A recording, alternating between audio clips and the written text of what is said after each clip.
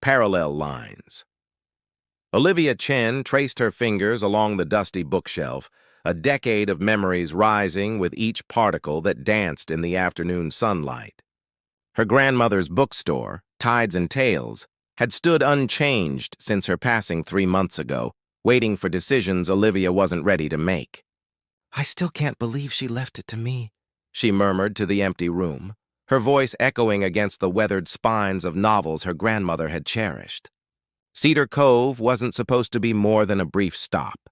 Sign the papers, list the property, return to her life in Seattle. Simple, clean. The kind of plan Olivia excelled at making and following through.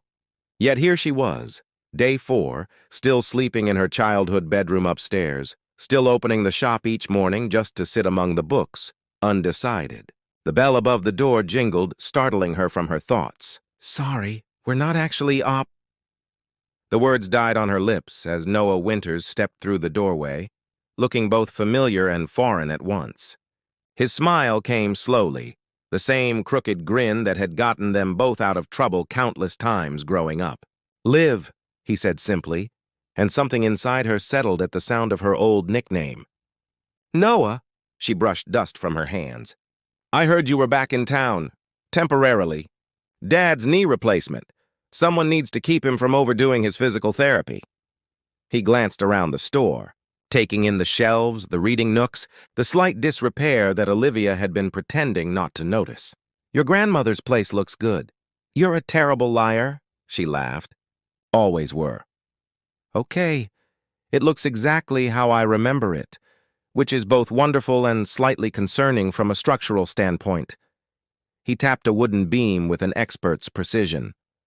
"That support shouldn't sound like that." "Are you actually doing the architect thing now?" She remembered his sketches, the buildings he'd draw during boring classes. Guilty. He wandered deeper into the store. "Seattle-based firm, though I'm working remotely while Dad recovers?" Olivia's eyebrows rose. "Seattle? Me too. Photography studio on Pike. Small world. Small town," she corrected. "Everyone comes back eventually." They fell into easy conversation, Noah examining the building with professional curiosity, while Olivia made coffee using her grandmother's ancient percolator. It felt impossibly comfortable, as though the years between high school graduation and now had compressed into nothing. "So what's the plan for this place?" he asked finally, accepting the steaming mug she offered. Olivia sighed. "Selling, probably. I can't run a bookstore. My life is in Seattle." Noah looked around thoughtfully. "It needs work before you could list it. The foundation's settling unevenly, and there's water damage near the back windows." "Fantastic," she groaned. "Another delay." "I could help," he offered casually. "I've got evenings free, and it would be nice to work with my hands instead of just drafting on a computer." Something shifted in Olivia's chest, a slight realignment like pages of a book settling into place. Noah had always been the steady presence in her life, until college and careers had pulled them in different directions. "I couldn't ask you to—" "You didn't ask," I offered. His eyes met hers, warm and sincere. "Think of it as repayment for all those book reports you helped me with." "You mean wrote for you?" she smiled. "Details." Noah shrugged, and for a moment, they were 16 again, planning weekend adventures and sharing impossible dreams. Later, after he left with promises to return with tools tomorrow, Olivia sat alone among her grandmother's books. The shop felt different somehow, less a burden to be managed and more a possibility waiting to unfold. She hadn't planned on staying, hadn't planned on reconnecting with Noah Winters, but sometimes Olivia was beginning to think the best stories began exactly where you least expected them. Paper boats, the 3rd week of renovation brought rain, not the gentle mist Cedar Cove was known for, but sheets of water that hammered against the bookstore's roof and windows. Olivia placed yet another bucket beneath a new leak, the rhythmic dripping joining what had become the soundtrack of her extended stay. Hammer strikes, Noah's low humming and the constant shuffle of books being moved from shelf to shelf. "I think your grandmother's ghost is fighting back," Noah joked, wiping rainwater from his forehead. "Every time we fix something, 2 more problems appear." Olivia smiled, handing him a towel. She was stubborn like that.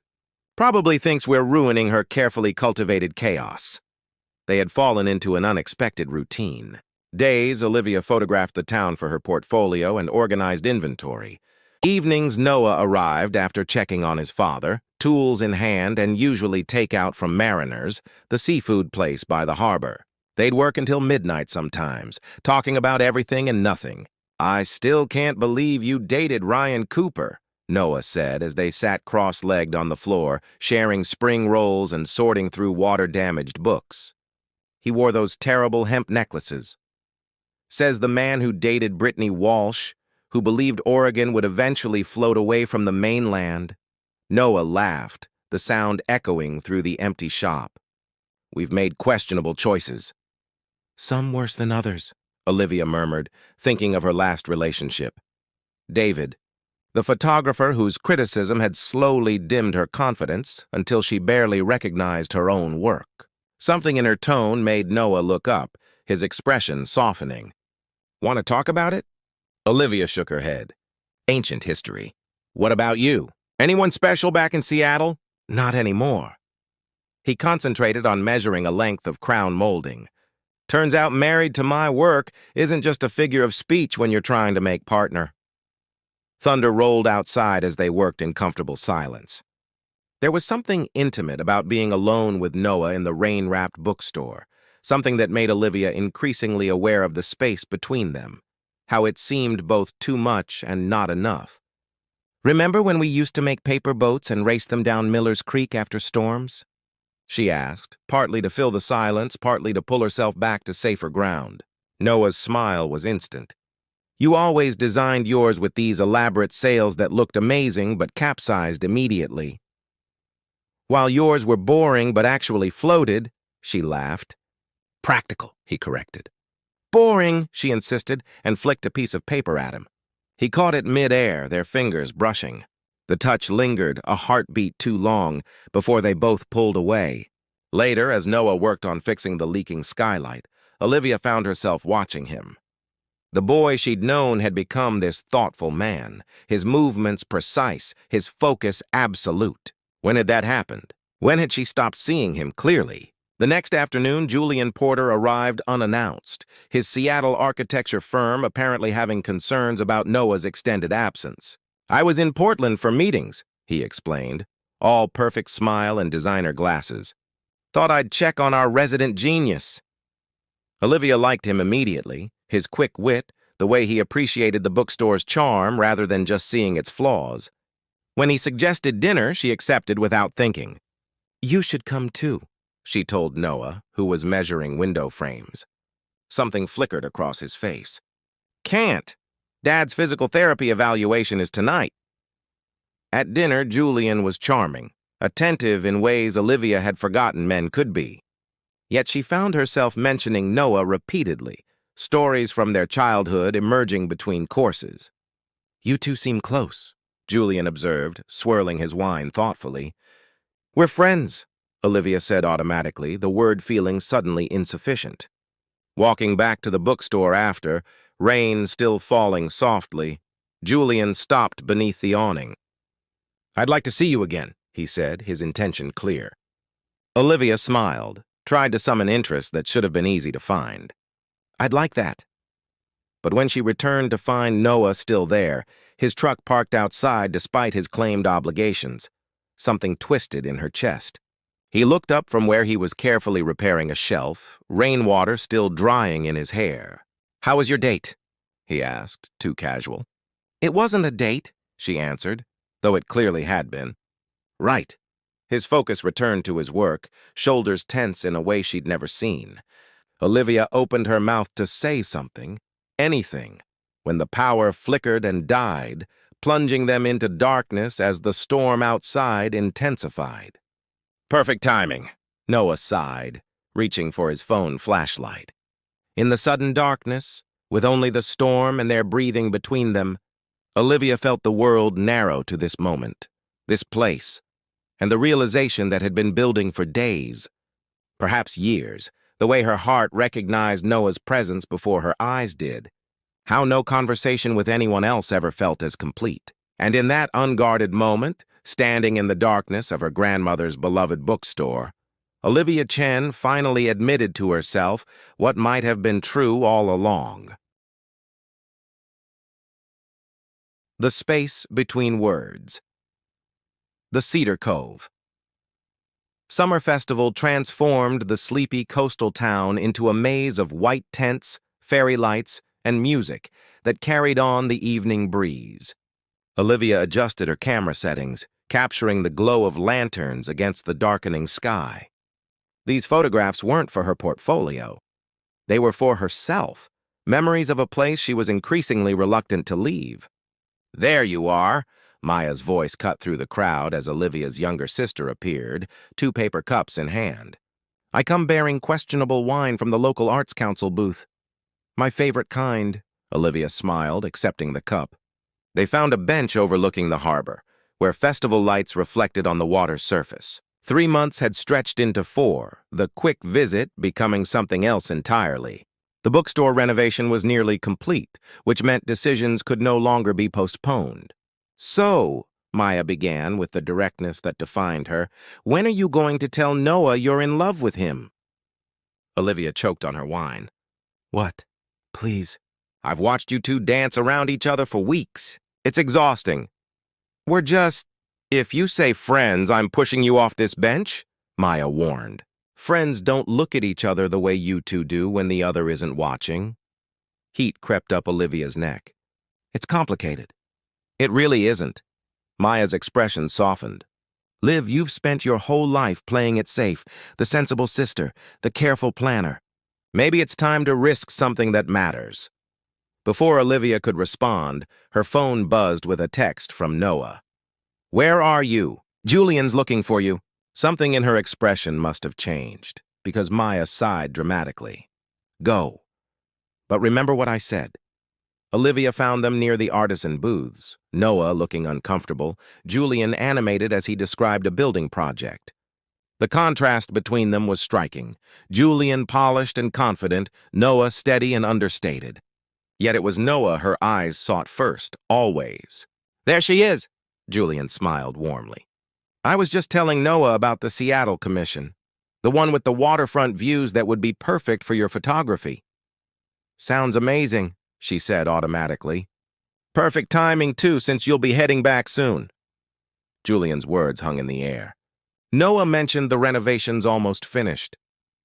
Olivia glanced at Noah, who was studying a display of hand-carved boat models with unusual intensity.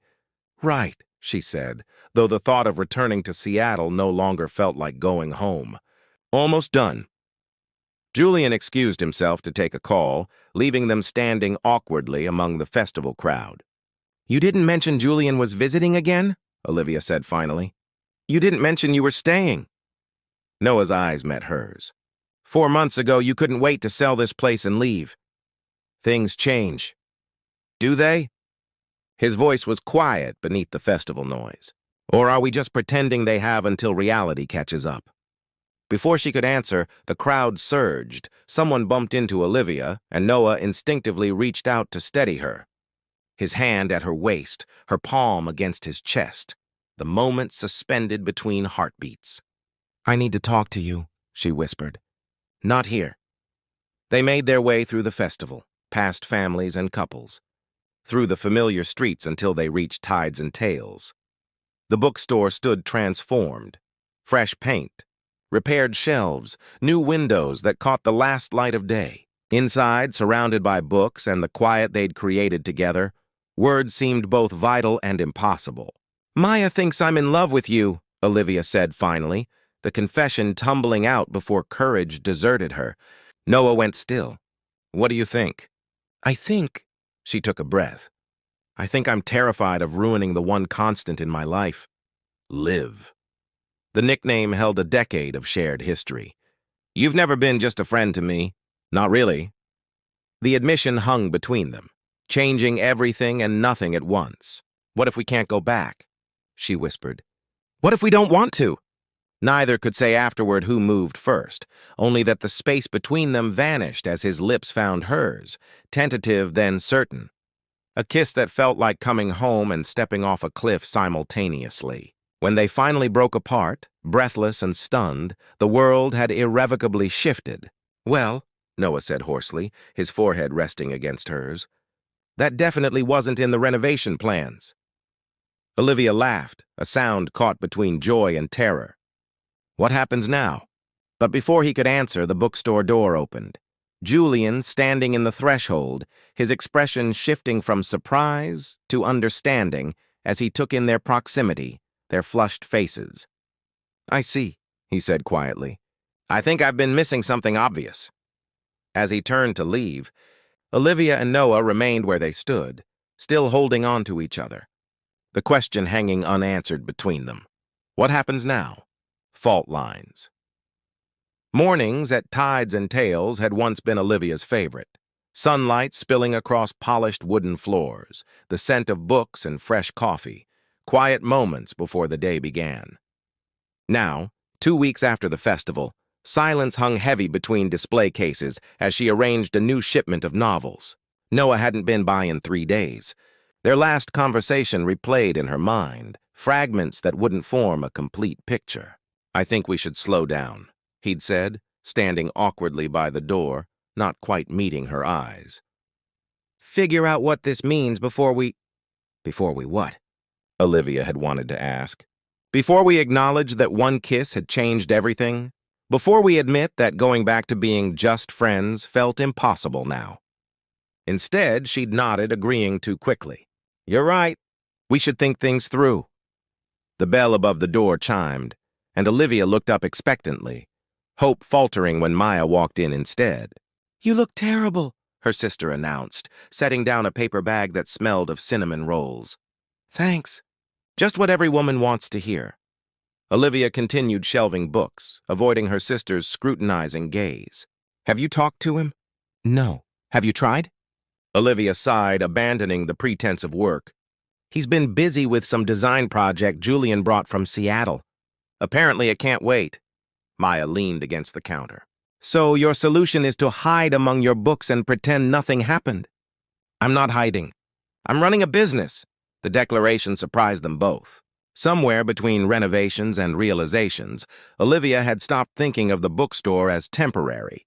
Besides, maybe Noah was right. Maybe we got caught up in the moment. "Bullshit," Maya said simply. "You're both terrified of losing each other, so you're choosing to lose each other anyway." "It's stupid and you know it." Before Olivia could respond, the door chimed again. Julian walked in, looking uncharacteristically hesitant. "Sorry to interrupt," he said, glancing between the sisters. "I was hoping to catch you alone, Olivia." Maya gave her sister a pointed look before excusing herself, squeezing Olivia's arm as she passed. "Fix this," she whispered. Julian waited until they were alone before speaking. "I came to apologize. I didn't realize there was something between you and Noah when I pursued you." "There wasn't. There isn't. It's complicated," Olivia said, the words sounding hollow even to her own ears. "It seemed pretty straightforward from where I was standing." Julian's smile was kind but knowing. "For what it's worth, he's miserable." "Won't admit it, of course." "What do you mean?" "He's throwing himself into work, insisting on returning to Seattle next week. Says there's nothing keeping him here now that his dad's recovery is going well." Julian studied her face. "But I think there could be, if someone asked him to stay." Something cold settled in Olivia's stomach. "He's leaving?" "Unless someone gives him a reason not to." After Julian left, Olivia stood motionless among her grandmother's books, feeling as though the ground beneath her was shifting. Noah was leaving. Going back to Seattle, to the life they both had before this summer, had changed everything. Part of her wanted to run to him immediately. Another part, the cautious, self-protective part, whispered that maybe this was for the best. They'd tried to cross the line between friendship and something more, and look where it had left them. Awkward, uncertain, unable to even speak to each other. That evening, as she closed the shop, her phone buzzed with a text from Noah. "Stopping by tomorrow to finish the upstairs railing. Will be quick." Olivia stared at the message, its formality like a wall between them. Her fingers hovered over the keyboard before typing, "Okay. Thank you. Thank you." as if he were a contractor, not the man whose kiss had rearranged her understanding of the past decade. She slept poorly that night, dreaming of paper boats sinking in rising water, of words left unspoken, of doors closing behind Noah's retreating figure. Morning came with fog rolling in from the harbor, shrouding Cedar Cove in gray. Olivia opened the bookstore mechanically, arranged fresh flowers in the reading nook, brewed coffee that she didn't drink. When Noah arrived, tools in hand, the careful distance in his eyes hurt more than anger would have. "Shouldn't take long," he said by way of greeting. "Julian stopped by yesterday," Olivia replied, watching his expression carefully. "He mentioned you're going back to Seattle next week." Noah concentrated on measuring the railing, not looking at her. "The firm needs me back. Dad's doing well. There's no reason to stay." "No reason at all?" His hands stilled. "Liv, don't." "Don't what?" "Ask why you're running away. Why you kissed me and then disappeared." What remains Noah's father lived in a blue Craftsman on Lighthouse Road, the kind of house that had weathered decades of coastal storms. Olivia stood on the porch, rain drumming overhead, wondering if this was madness or courage. 3 days had passed since their confrontation at the bookstore. 3 days of silence, of packing boxes that Noah would never see, of decision made and unmade. She knocked before she could lose her nerve. George Winters answered, his recent surgery evident only in the slight favoring of his right leg. His eyebrows rose at the sight of her, soaked from the short walk from her car. "Olivia Chen," he said warmly. "Been a while since you graced our porch. Is Noah home?" she asked, rainwater dripping from her hair. "Workshop out back." George gestured toward the separate garage. "Been holed up there since yesterday. Might need to check if he's still breathing." The workshop lights glowed through windows fogged with condensation. Olivia hesitated at the door, then pushed it open without knocking. Noah stood at a workbench, sanding a piece of wood with methodical focus, headphones isolating him from the world. The space smelled of cedar and varnish, the scent of creation, of things being built to last. She watched him for a moment, this man who had been woven through every important memory of her life, who had held her at her grandmother's funeral, who knew which books she'd read more than once, who could make her laugh during her darkest moments. Olivia touched his shoulder gently. Noah startled, turning quickly, his expression shifting from surprise to wariness when he saw her. "You're leaving tomorrow," she said simply, the words hanging between them like suspended rain. "How did you—" Julian called. "Said you'd finalized your flight?" Noah sighed, removing his headphones. "I was going to tell you." "When?" "After you were gone." The hurt in her voice was impossible to hide. "Were you just going to walk away from everything? From what happened between us?" "Nothing happened between us, Liv," he said, though his eyes betrayed him. "One kiss, one moment that we both agree was a mistake." "I never said it was a mistake," she countered. "You did." "Because it was." Noah's composure finally cracked, frustration bleeding through. "Because we've spent our entire lives being the one constant in each other's worlds. And I refuse to destroy that because of one impulsive moment." "That's not why you're leaving." Olivia stepped closer, refusing to be pushed away by his anger. "You're leaving because you're scared. We both are. But I'm done letting fear make my decisions." Rain hammered against the workshop roof, the sound filling the space between words. "What do you want from me?" Noah asked finally, his voice raw. "The truth," she said simply. "Not what's safe or practical or easy." Something shifted in his expression. Resignation, perhaps, or surrender. "The truth? The truth is I've been in love with you since we were 18. The truth is I dated other women and built a life in Seattle and tried to convince myself that friendship was enough, because the alternative was risking everything." The confession hung in the air between them, breathtaking in its simplicity. "Why didn't you ever say anything?" Olivia whispered. "Why didn't you?" he countered. They stood facing each other, years of unspoken feelings finally surfacing like treasures long buried. "I almost did once," she admitted, "the night before you left for college. But then Jenny Peterson kissed you at Mark's party and I thought—" "Jenny Peterson?" Noah laughed incredulously. "I don't even remember that." "I do." I remember thinking I'd missed my chance. Olivia shook her head at the memory. So I settled for being your friend because having part of you seemed better than risking having none of you at all. Noah reached out slowly, touching her face with a gentleness that made her breath catch. And now? Now I'm asking you to stay. The words emerged as both question and declaration. Not just for the bookstore or for this town, but for us. For whatever we could be if we stopped pretending we're just friends.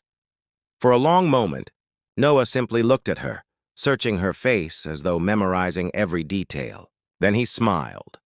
A small, wondering smile that unfurled like the first page of a story just beginning. I've spent 10 years trying to build a life without you at its center, he said softly. It never quite worked. This time when they kissed, there was no surprise, no hesitation, only the certainty of something that had always been inevitable, like tides returning to shore. Later, as they walked back to Tides and Tails through rain-washed streets, their hands intertwined, Olivia thought about her grandmother's bookstore, how it had brought her home, how it had brought Noah back to her, how sometimes the most important stories were the ones that had been waiting patiently to be read all along. You know, Noah said as they reached the familiar storefront, I never finished that upstairs railing. Olivia laughed, leaning into him. I think we have time to build something new, time to discover what remained when friendship transformed into love, time to write their story not as separate chapters, but as a single narrative, one they would create together, word by careful word. The bookstore waited, lights glowing through the windows like a beacon calling them home. And this time, they both answered.